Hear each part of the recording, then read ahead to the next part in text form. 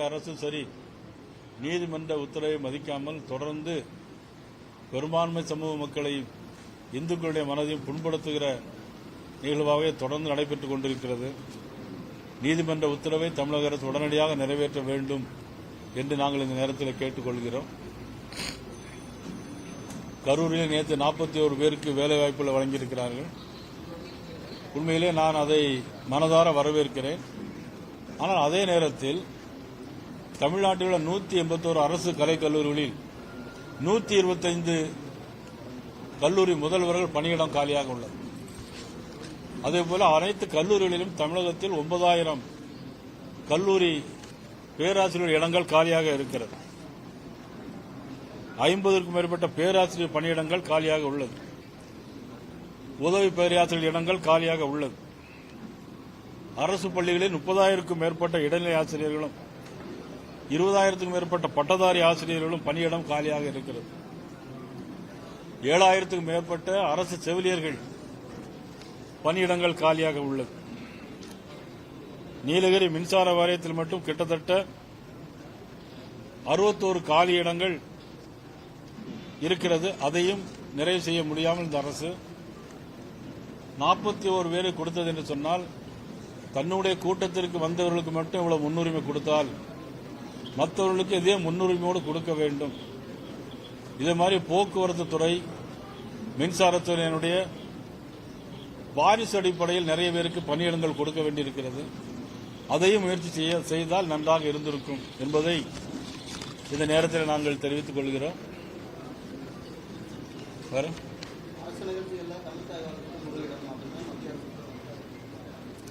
இல்ல, தமிழ்நாட்டை பொறுத்த மட்டிலும் தமிழ் தாய் வாழ்த்து முதலிடம் இருந்தால் நல்லது தானே.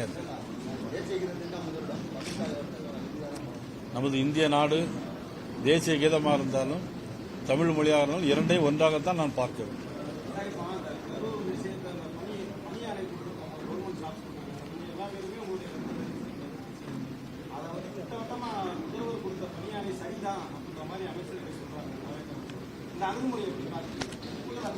எப்படி சொல்றீங்க? இப்ப நாங்களே என்ன தப்புன்னு சொல்லல. இந்த இவ்வளவு பேர் நான் சொன்ன பட்டியலிட்டு சொன்ன இவ்வளவு பேரும் கொடுத்து விட்டு இவர்களுக்கு அதுக்கு பிறகு கொடுத்தா நாங்க மறக்க மாட்டோம். யாருக்கு எந்த உதவி செஞ்சாலும், அரசாங்கம் உதவி செஞ்சாலும் அதை நாங்கள் மறுத்து சொல்வதற்கு இல்லை. ஆனா அரசு கலைக்கல்லூரிகளில் 181 கலைக்கல்லூரியில் 125 பிரின்சிபல் இல்ல, உதவி பேராசிரியர் 9,000 பேர் இல்ல, அரசு செவிலியர்கள் 7,000 பேருக்கு வேலை இல்ல. இதையெல்லாம் கொடுத்து விட்டு கொடுக்கலாம். ஏன் உங்க பொதுக்கூட்டத்துக்கு வந்ததுனால மட்டும் ஏன் முன்னுரிமை கொடுக்குறீங்க? எல்லா மக்களும் ஒண்ணுதானே. அப்படியே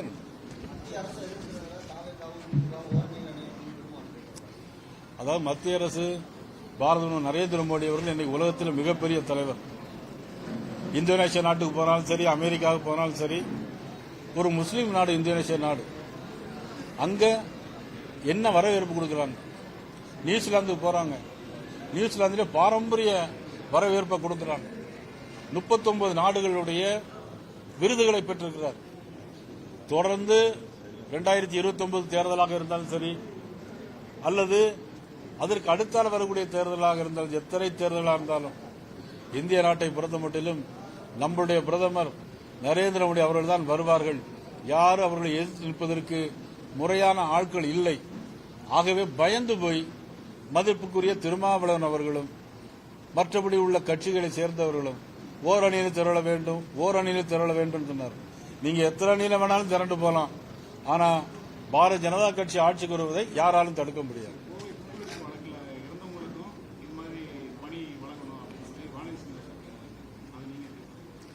நான் இதை மட்டும் இல்லைங்க, நான் ஏற்கனவே சொன்னேன்ல, யார் அந்த பட்டியலை சேர்த்துக்கிடுங்க.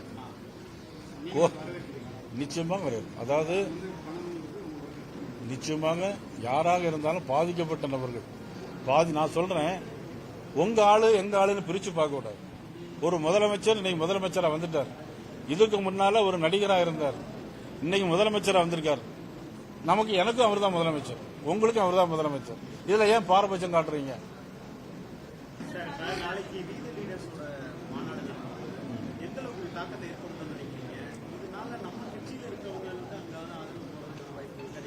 இல்ல பாரதிய ஜனதா கட்சியை பொறுத்தவரை நான் சொல்றேன் 240 எம்பி 1700 மேல எம்எல்ஏக்கள் சட்டமன்ற உறுப்பினர் இருக்கிறாங்க.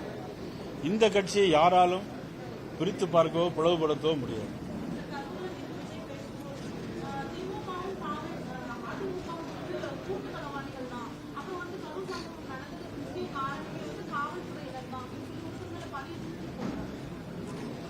நான் கேட்கிறேன், முதலமைச்சராக இருக்கக்கூடிய திரு ஜோசப் விஜய் அவர்கள் 12 மணிக்கு வாரன்னு சொல்லிட்டு ராத்திரி 7 மணிக்கு தான் வந்தார்.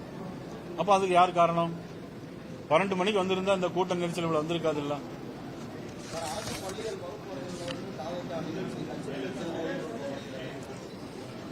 தமிழக வெற்றி கழகத்திற்கு மக்களுக்கு என்ன செய்ய வேண்டிய எண்ணம் இதுவரைக்கும் அவர்களுக்கு கிடையாது.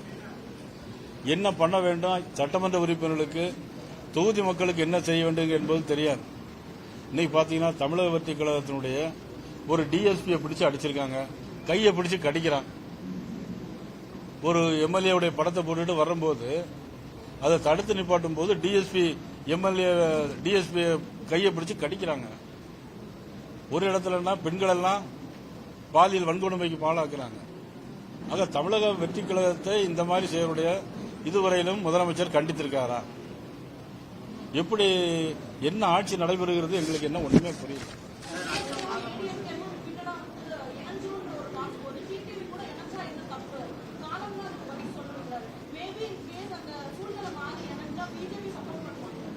தேர்தல் வரட்டும், அதெல்லாம் பார்க்கலாம். செப்டம்பர் மாதம் வந்து பண்றாங்க. மகளிருக்கு கொடுத்த பிரத்யேகமான அறிக்கை 2024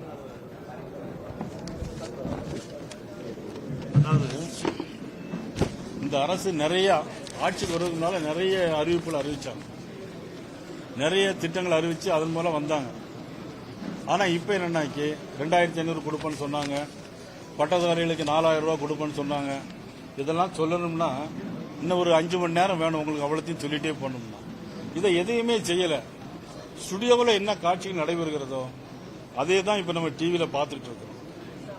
சினிமா மாதிரி தான் நடந்துகிட்டு இருக்கு. நிறைய பெண்கள்லாம் சொன்னாங்க, எங்க அண்ணன் வந்த உடனே அவர் பாக்கெட்ல இருந்து எடுத்து கொடுப்பாங்க அப்படின்னா. இப்ப அண்ணனுக்கு பாக்கெட்டே இல்ல, கருப்பு சட்டை போட்டு கருவில் இருக்காரு, பாக்கெட்டே வச்சுடல. நிறைய பேர் இந்த இளைஞர்கள் என்ன மோகத்தில் இருக்காங்க அப்படிங்கறது அது தெரியல. நான் முதலமைச்சரையோ யாரையும் குறை சொல்லல. வாக்களித்த மக்களுக்கு கொடுத்த வாக்குறுதி என்ன, நிறைவேற்றி விட்டீர்களா இல்லையா? சட்ட ஒழுங்கு சரியா இருக்கா இல்லையா? ஒரு நாளைக்கு 3 கற்பழிப்பு சம்பவம், 3 வயசு குழந்தை முதல் 80 வயசு பெண்கள் வரை 2 நாளைக்கு 3 படுகொலை நடக்குது நாடு முழுக்க. நீ மீடியாவுக்கு உங்களுக்கு தெரியும், அதெல்லாம் போட்டுக்கிட்டு தான் இருக்கிறீங்க. இருந்தா கூட ஒரு ஆட்சி வந்த உடனே 50 நாள் தான் ஆட்சி, குறை சொல்ல விரும்பல. ஆனால் தொடர்ந்து அவங்களால எதுவும் நடத்த முடியலங்கிற வருத்தத்தில் நான் இதையெல்லாம் பதிவு செய்யறேன்.